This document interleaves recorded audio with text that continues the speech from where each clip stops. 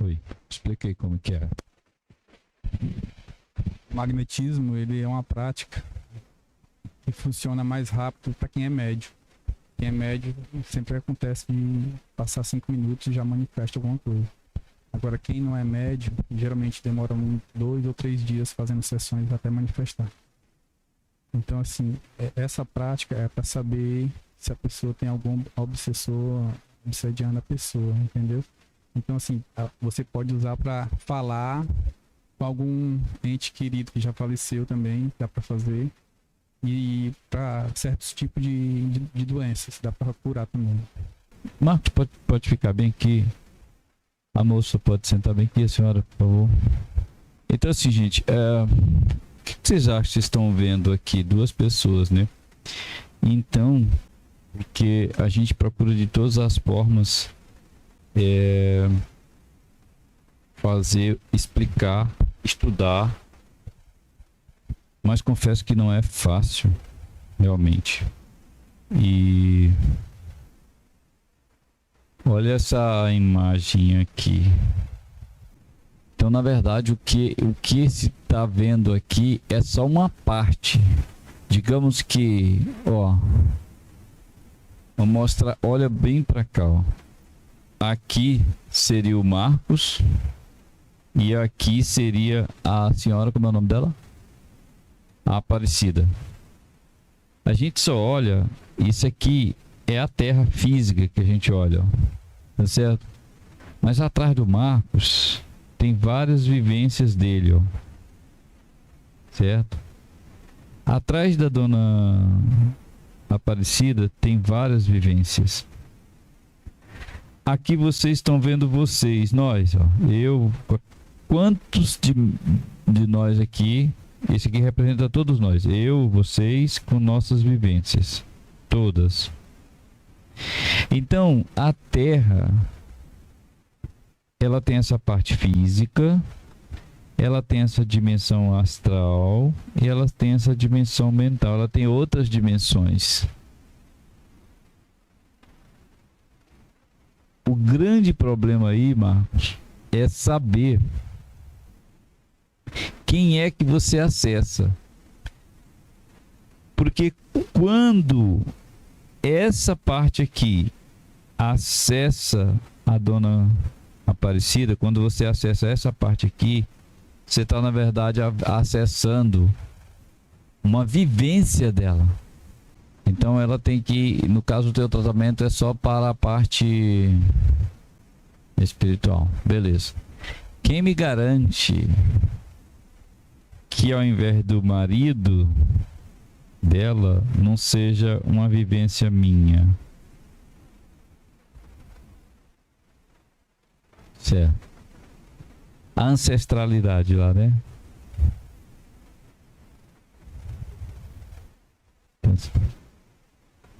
Beleza. E se uma vivência minha for igual, uma vivência, o irmão do pai dela?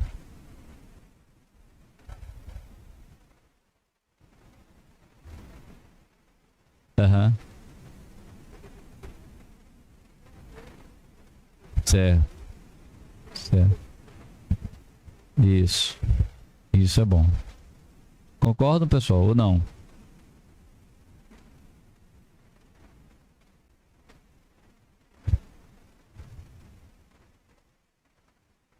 Então ela pede um ente querido para incorporar nela, não é isso? Certo. Beleza. E se tiver uma personalidade aqui do Diego, se tiver uma personalidade do Diego, vamos lá. Se tiver essa personalidade aqui, se tiver ressonância com ela, pode acessar.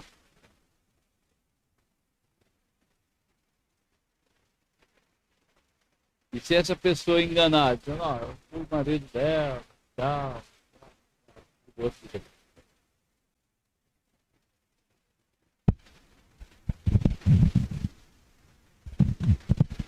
então, vocês viram como é difícil a coisa? Vocês viram como é difícil? É a mesma coisa, por exemplo, da captação. Você vai captar. Pode botar, Isabela, aqui.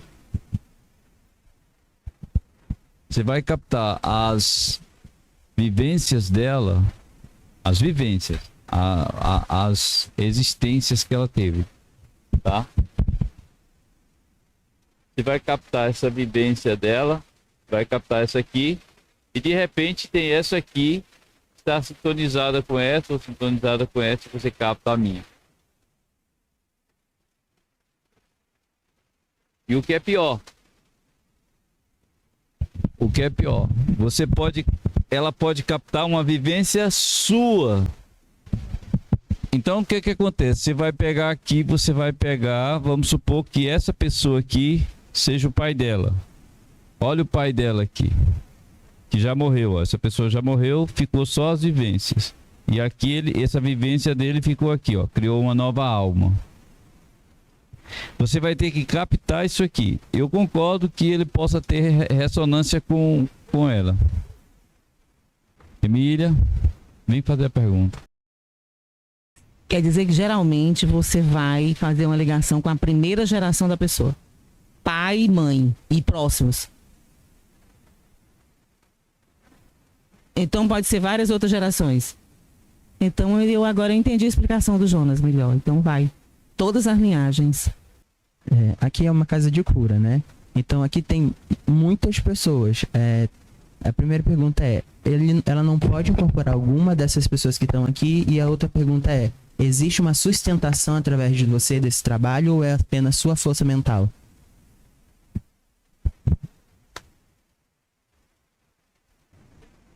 Mas o espiritismo não é místico. O espiritismo também não é místico.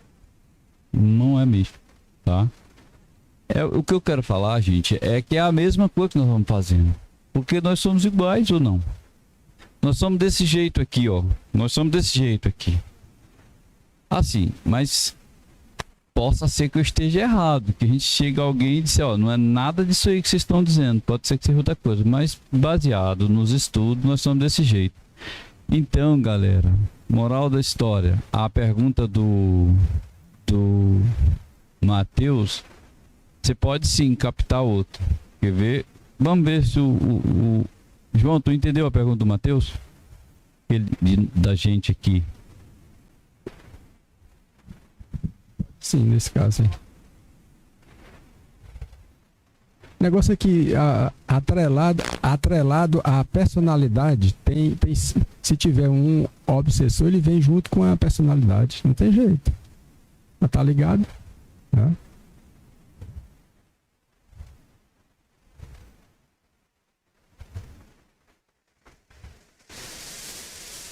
Tem que ter sintonia. Olha, tem que ter sintonia. No próprio espiritismo, no próprio mediunismo, se o médium não tiver sintonia com o espírito que vai se comunicar, não dá.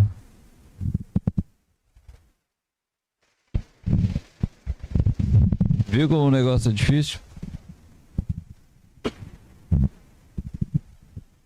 É muito difícil mesmo, eu não entrando no mérito do que eu não entendo, né, nada de magnetismo, mas dentro da mediunidade a pessoa incorpora a sua própria personalidade de vidas passadas também. E pode, acontece sim. Dentro da mediunidade você incorpora a sua personalidade também, né? Não dentro do que eu não conheço, né? Mas há essa possibilidade de outra coisa. Existem espíritos que moram com a gente, né? O astral, isso aqui é o astral. Se a gente tivesse agora em consciência, a gente estaria vendo outras coisas. E isso, exatamente, existe caso de pessoas que saiu em projeção e lá encontrou um espírito e disse, mas toda vez sai, opa, fique quietinho aí que onde você nasceu eu já morava aqui. Já era amiga aqui, já conheço a família, eu sou da família. Se eu for fazer um atendimento, eu posso incorporar a tua personalidade. Eu posso incorporar uma vivência sua. E eu posso incorporar uma minha. Concordo, pessoal? Sem dúvida. Então, às vezes, eu vou lhe tratar e termino me tratando.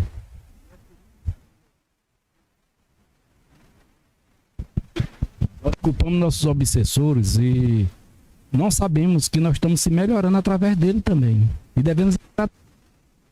A gente culpa muitos. Eu tô nessa situação porque sou assediado, que isso tudo culpa da minha vida é um espírito. É nada. Foi você que atraiu aquilo para você. Porque se você não tivesse aquela sintonia, você não atrairia aquilo. Então, pessoal, o Marco tá fazendo alguma coisa diferente? O Marcos está fazendo alguma coisa diferente? Só a técnica. A anatomia nossa é a mesma e o funcionamento é o mesmo. E tu, Emília? Tu faz alguma coisa diferente?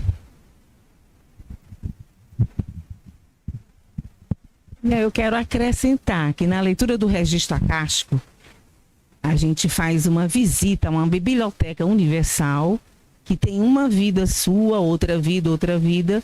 E quando a gente vai fazer a leitura, a egrégora permite que aquela leitura seja aquela X. Agora, às vezes a gente pode dizer, eu tenho muita ideação suicida. Não, eu tenho obesidade, eu não emagreço. Então, assim, eu quero ler sobre isso. Pode não vir, porque pode ser que a egrégora entenda que não é a mensagem para aquele momento, entendeu? Então eu leio a minha história. Se for ler a sua, eu vou ler a sua. É exatamente o que você usa aqui. Esse campo de força, de energia, de irmandades afins para o bem maior que a gente tem afinidade. E cada uma traz a sua, como sempre é falado aqui no Grupo C Integral. Sendo que, no caso, a egrégora são já espíritos de nível elevadíssimo. Não estão buscando aprendizado, não.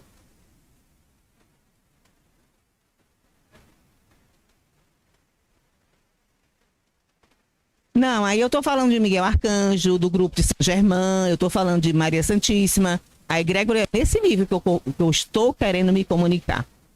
Esse aqui não. Esse aqui eu estou aprendendo mais um pouquinho com Vossa Senhoria. Na psicoterapia reencarnacionista é mostrado aquilo que está atrapalhando de alguma forma a vida da pessoa hoje, né? E os mentores fazem precisamente, aí trazem informações. Os mentores são os mentores da egrégora, como ela citou, o mentor da própria pessoa e o mentor do terapeuta, por sustentação, né? Porque a egrégora que faz essa sustentação e os mentores é que fazem essa sustentação para sair o mais próximo possível do que é permitido, do que é possível, do que vai ser útil para a pessoa que está buscando ajuda.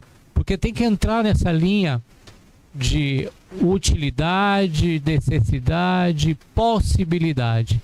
Porque algumas questões às vezes não são mostradas. Alguém numa outra existência não vão às vezes mostrar o final daquela vida da pessoa. Mas ele sente, tem um animal atrás, ele sente que ele partiu porque aquele animal atacou e machucou. Então assim, antes você via algumas terapias que elas entravam muito no traumático para poder liberar, ou ressignificar, dessensibilizar. E algumas outras terapias não precisam entrar tanto, às vezes, não viver exatamente o momento traumático com toda aquela intensidade, né? É dessa forma, com os mentores, se torna mais suave esse processo de aprendizagem, de informação, de desligamento com as questões do passado. Nós estamos falando da mesma coisa, não estamos não? É por isso que eu conclamo a todos para a gente observar a gente, porque aqui, ó, que está aqui, é só essa roda aqui, ó. Essa roda é o que nós somos nós aqui. Agora imagina quantas pessoas tem aqui, várias. Agora imagina quantas tem aqui ao redor. É uma salada mista. É uma salada mista. O que você vai captar aí, Marcos, no meu entender, isso pode chegar alguém depois e dizer, ó, tá tudo errado. Tá tudo errado. O que você vai captar aí, o que o Marcos vai captar, o que o Mauro vai captar, o que a Emília vai captar, o grupo de captação vai captar, o terapeuta reencarnacionista é a mesma coisa, são nossas vivências. Beleza, Marcos. Vocês entenderam, gente? Muitas das vezes a pessoa... Pareceu muito com hipnose, Marcos, o teu... Pareceu. Eu não conheço. Pareceu muito assim. Uhum. Você está induzindo com o olhar, está induzindo com um bocado de coisa.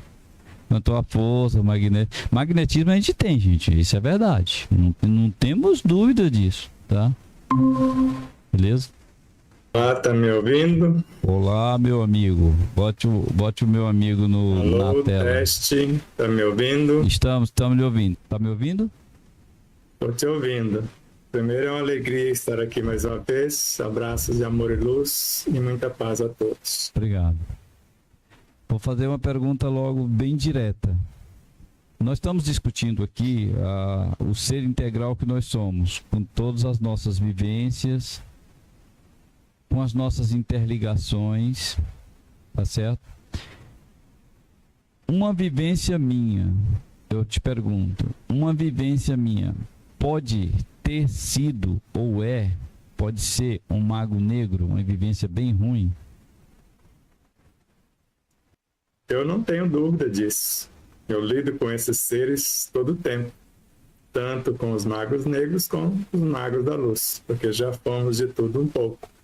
Porque temos quase a idade do universo.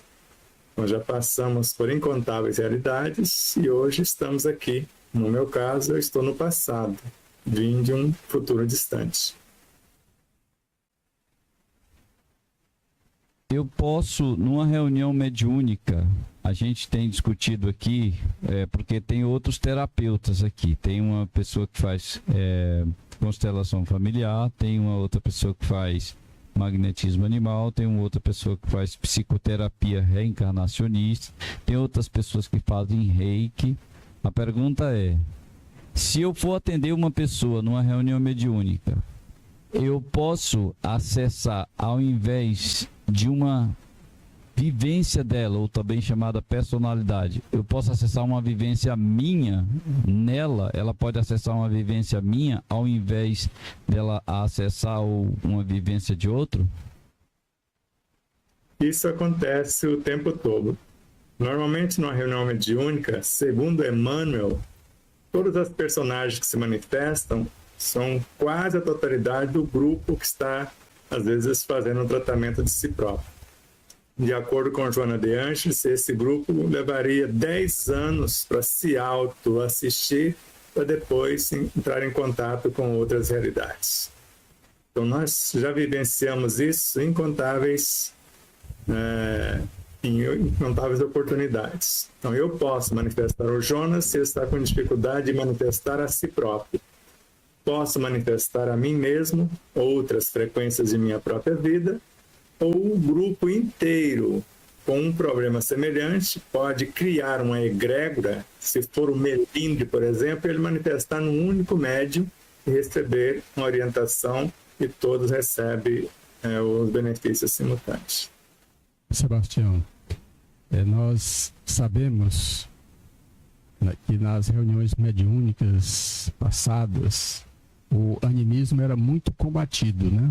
Era muito combatido. A pessoa começava numa reunião mediúnica, né?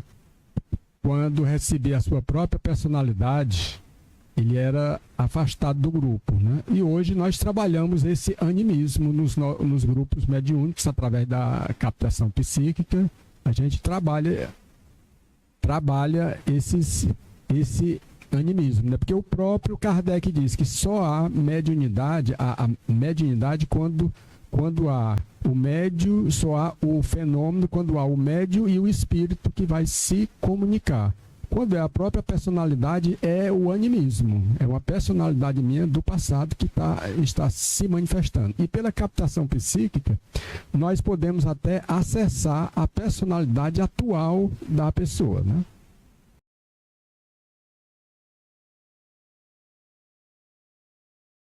Isso é um fato. Então, quando nós falamos animismo, nós podemos colocar até certo ponto entre aspas. Porque nós vemos o caso de Leon Denis, que reencarna, mas antes ele foi Jan Hus. Jan Hus foi o seu mentor durante 50 anos, ou seja, ele orientando a si próprio. Isso é o que normalmente ocorre.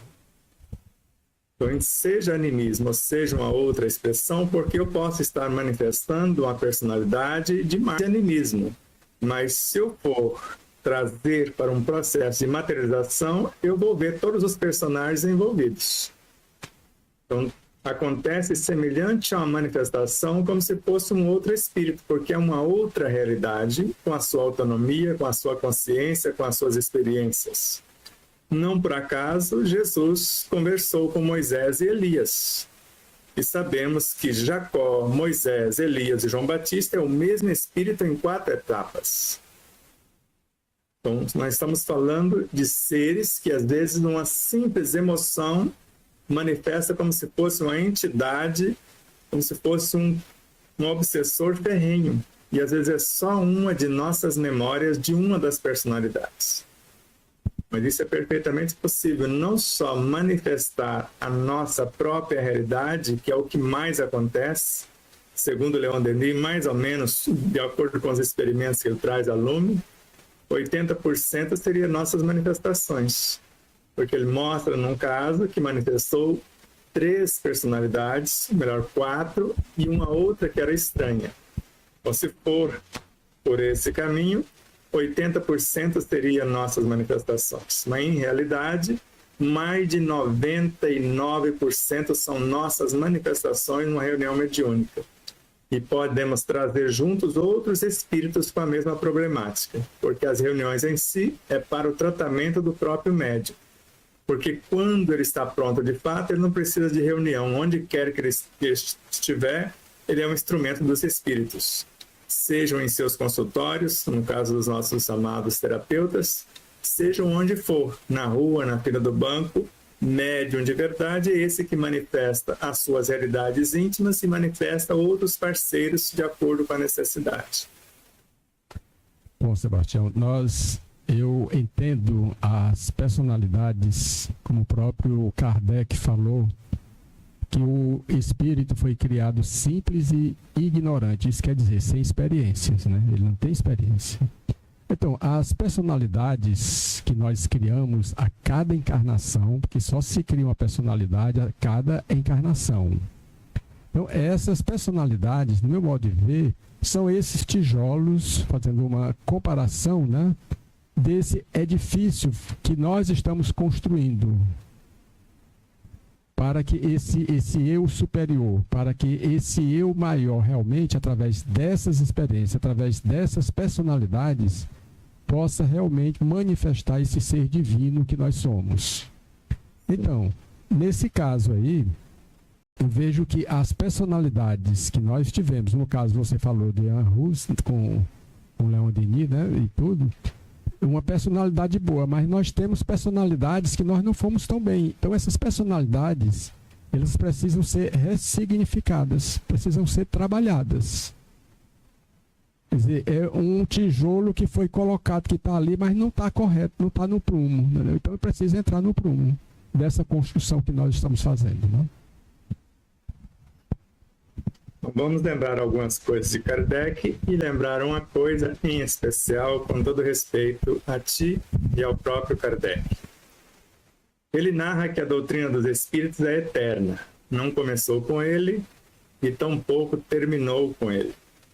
Mas em obras póstumas, posto que não deu tempo dele organizar o que pretendia, ele narra que um pensamento bem arquitetado nos coloca em conexão com todas as nossas vivências.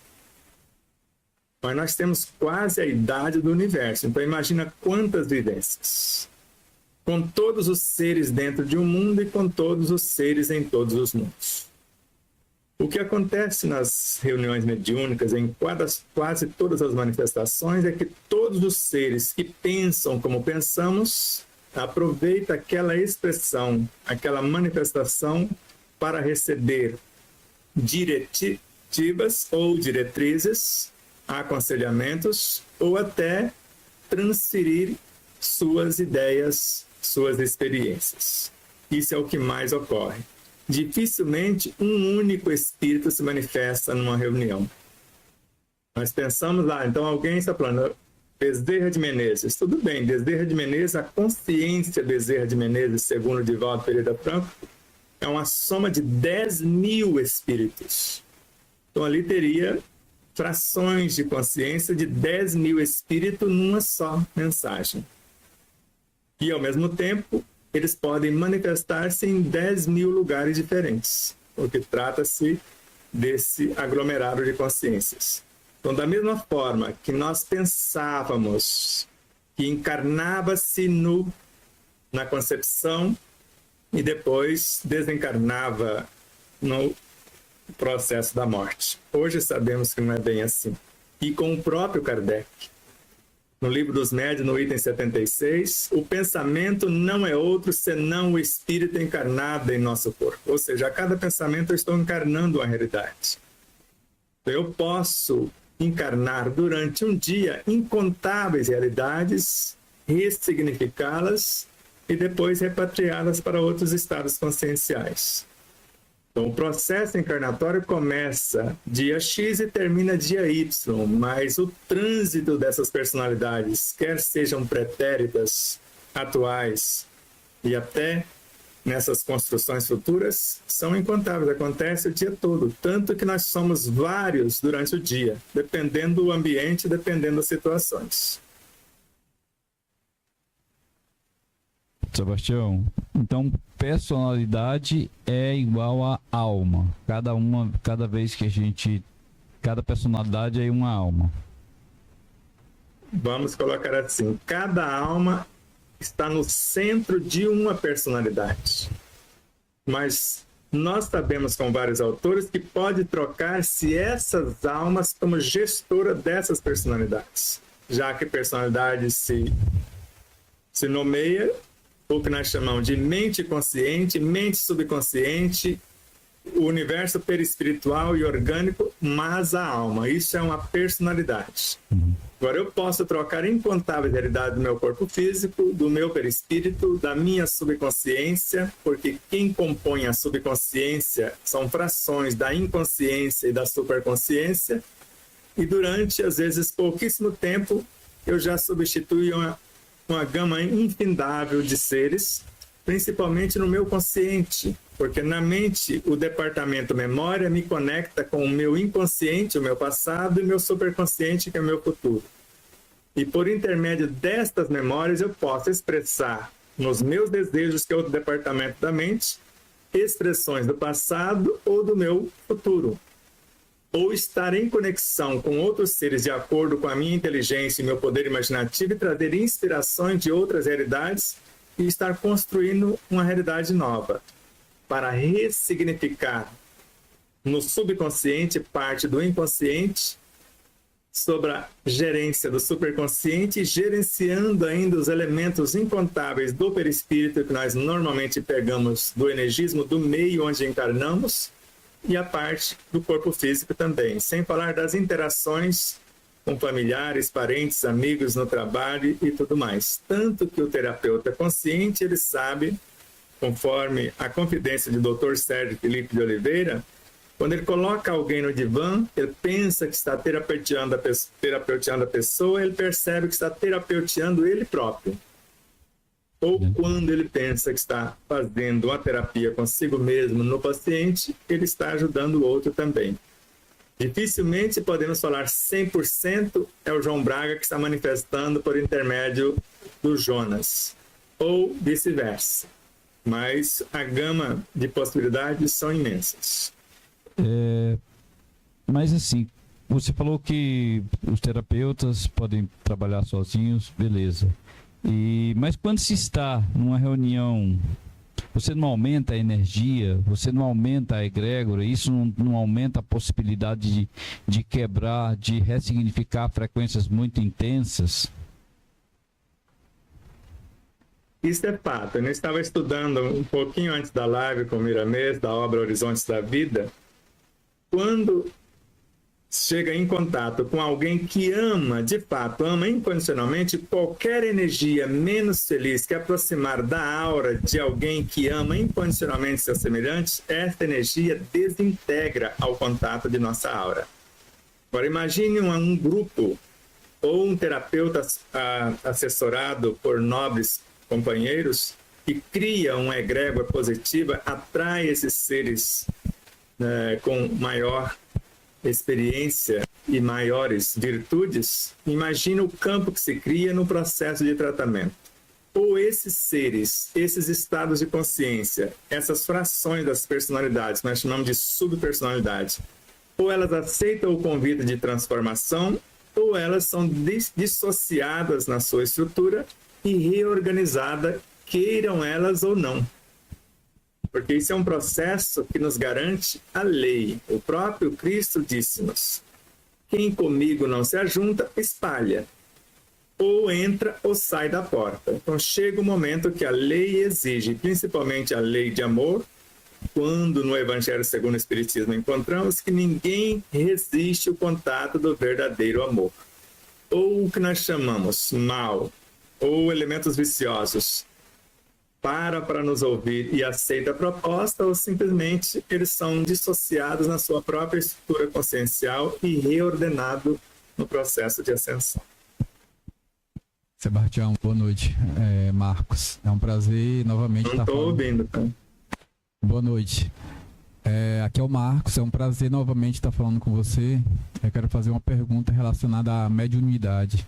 Então, sobre as suas respostas, a pessoa que tem a mediunidade muito atiçada, quer dizer que ela tem uma vivência, outras reencarnações, e a que não tem a mediunidade, ela tem poucas, é um espírito novo, vamos assim dizer? Nem sempre um espírito novo. O que nós chamamos dessa mediunidade aflorada, nós chamamos de mediunidade deseducada. Então, falta de conhecimento de si mesmo, do seu próprio potencial, e o que nós chamamos de evangelização, que é o processo de equalização das ondas mentais, os sentimentos, as palavras e atitudes. Então, médiuns todos somos. Agora, o que precisamos é conhecer a nossa realidade psicobiofísica e essas múltiplas dimensões e aprender, em primeiro lugar, interagir conosco mesmo. É outra tese do Dr. Sérgio Felipe de Oliveira. O primeiro elementos que precisam de ressignificação, que nós chamamos de negativos, estão me perturbando, que eu estou às vezes chamando de obsessores, e quantos podem me orientar da minha própria realidade. Então, mediunidade é eu conhecer a mim mesmo e saber o que eu posso fazer em benefício do meu clã, e assim fazendo, eu beneficio também o mundo à minha volta. Uma pergunta diferente agora. Rasgue aí, minha filha. Boa noite. Prazer, Emília. Eu gostaria que você me permitisse perguntar como foi que o senhor fez para descobrir a origem da doença do câncer. Depois, se todos os cânceres tinham a mesma causa. E se o senhor puder dizer qual era a causa ou quais eram as causas. Gratidão. No nosso caso, 16 processos cancerígenos, cada um com causas diferentes. Porque a mágoa gera um câncer, o ódio, outro mais feroz, a maledicência gera outro, assim como a maldade, a mentira, sem falar do que entra em nosso psiquismo, pelo que ouvimos, pelo que lemos, pelo que comemos e por todas as realidades que nós vamos agregando. Mas uma vez que eu descubro que o uso inadequado da fala pode gerar um câncer de garganta, o uso inadequado da energia sexual pode comprometer todo o meu sistema reprodutor. E eu fui identificando as causas dependendo de onde ele se manifestava e eu buscava na origem a situação.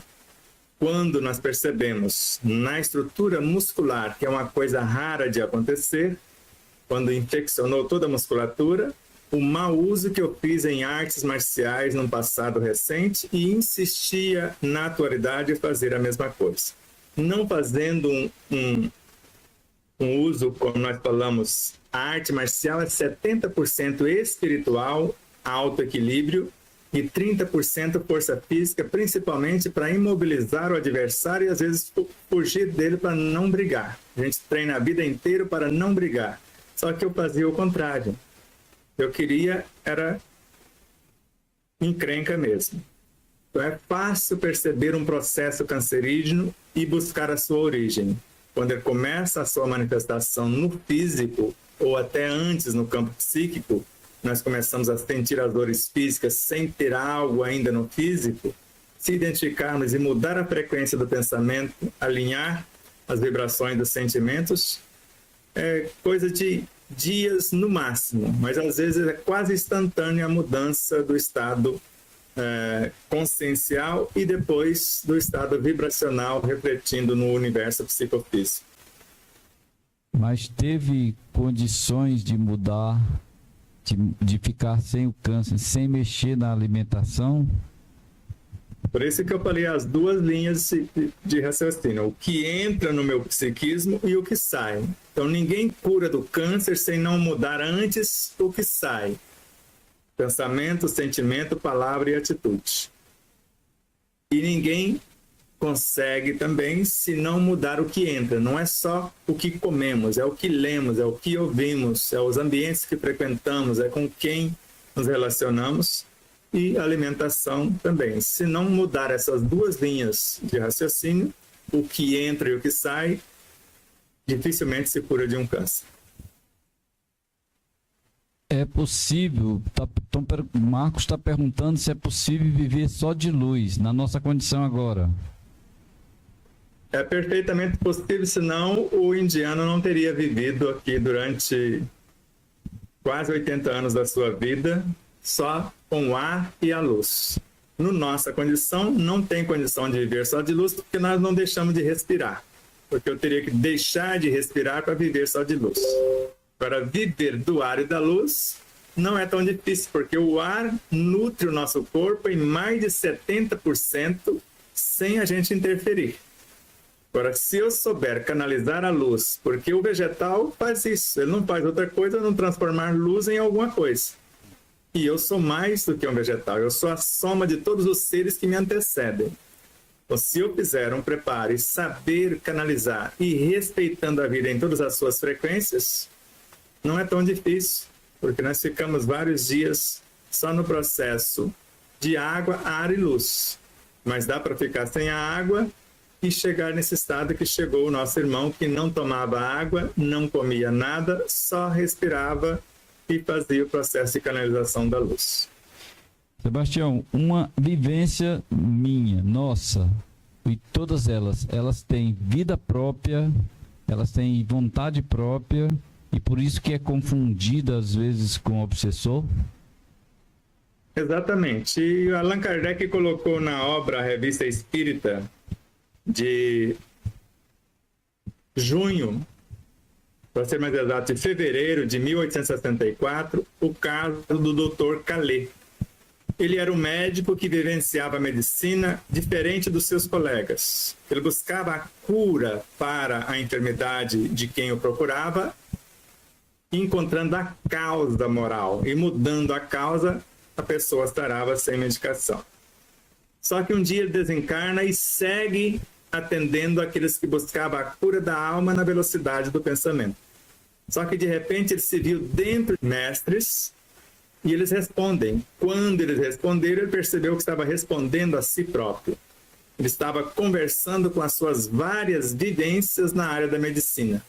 Eu fiquei imaginando algo semelhante a Hipócrates, que depois foi Paracelso, que depois foi Hahnemann, e assim por diante. Eu fiquei imaginando isso. Mas se eu tiver as perturbações, eu posso também conversar com os chamados obsessores, e cada um com a sua autonomia, com a sua individualidade e personalidade, e ali precisando de direção. Tanto uma coisa quanto outra, eu posso dialogar com eles, eu posso manifestá-los no processo de reeducação numa reunião mediúnica para que um evangelizador possa conduzir-nos, nós e eles. Então, basta esse conhecimento mais expandido para que nós possamos não só assistir à nossa própria realidade, porque o que nós chamamos de causa das enfermidades são esses seres fora do alinhamento, fora da harmonia que a consciência exige, para aquilo que nós chamamos de saúde aconteça. Então, qualquer manifestação cancerígena, você vai encontrar na causa uma subpersonalidade ou, às vezes, uma personalidade inteira com um comportamento indevido. Beleza. Sebastião, já tá já tá no horário e a chuva tá vindo. Então a gente quer te agradecer, certo? Acho que a gente tem que conhecer a nossa anatomia completa do ser humano integral e como a gente funciona, tá certo? Faça suas manifestações finais, por favor, a gente agradece imensamente e a gente vai seguir depois outras discussões aqui no grupo. O grupo agradece. A gratidão é sempre nós. Rogo a Deus que os abençoe imensamente. E sabendo que somos um, mesmo não estando aí fisicamente com vocês todas as terças-feiras, estamos de alguma forma fisicamente entre vocês e espiritualmente estamos também em várias frequências trabalhando juntos. Abraços de luz e paz a todos. Fique na paz do Cristo, na paz de Deus. Namastê.